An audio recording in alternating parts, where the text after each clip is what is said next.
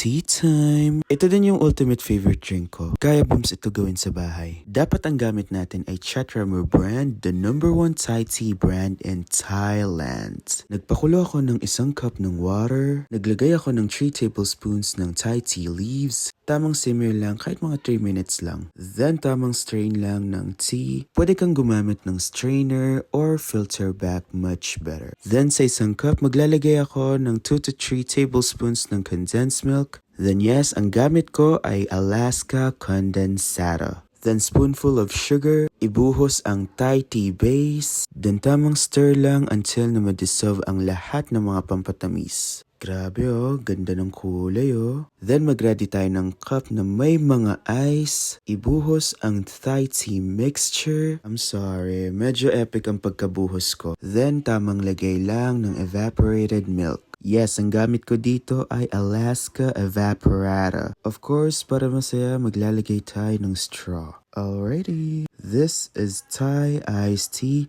or also known as Cha Yen. Ultimate favorite drink ko since senior high school. Sobrang sarap nito. Perfect talaga ito for